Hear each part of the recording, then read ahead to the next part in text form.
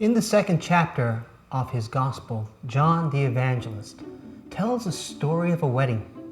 Jesus and his disciples have been invited, and so has Jesus' mother, Mary.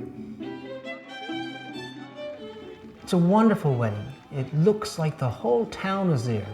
The guests are enjoying themselves. People are meeting old friends, reminiscing about the past. There is music and dancing. Everyone is having a good time. The drinks are flowing freely. The air is filled with laughter. However, there is a problem developing of which only a few people are aware. They are running out of refreshments. The supply of wine is getting low. Perhaps some unexpected guests arrived. Perhaps the bride and groom simply misjudged how many people they had invited. Perhaps mom and dad invited a few guests without telling the newly married couple. Do the bride and groom even know that something is amiss? Mary notices. Mothers notice these things. Perhaps the mother of the bride or the mother of the groom expressed her concern to Mary. How she found out, we don't know.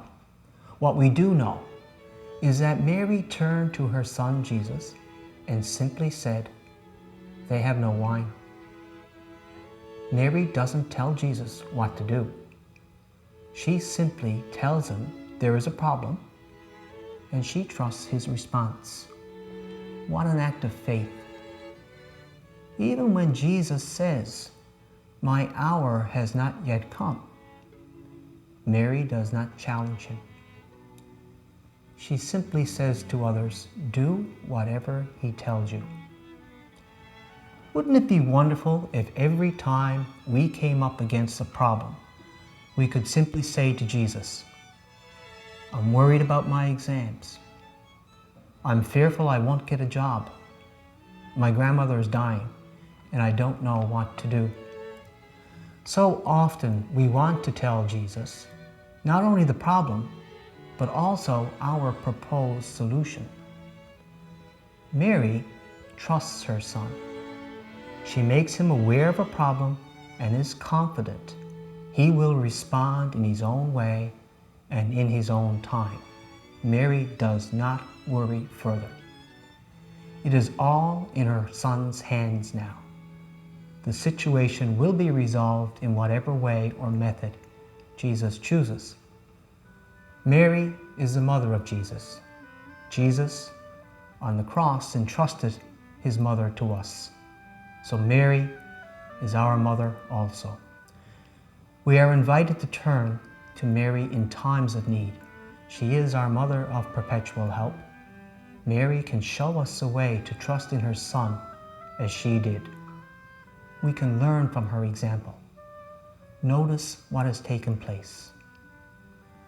The first miracle story in John's Gospel is not about healing the blind or the deaf.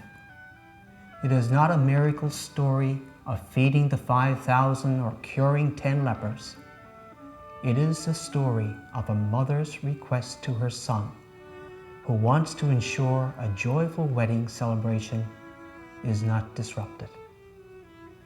6 stone water jars, each holding 20 to 30 gallons of water, is transformed into 120 to 180 gallons of wine. Jesus gives the gift of fresh wine to the young couple to mark the occasion of their wedding as a sign of his love for all young couples. Imagine the freedom we would experience if we could trust to Mary of our struggles and trust the response to her son, Jesus. What joy we could experience if we confidently placed all of life's woes in Jesus' hands.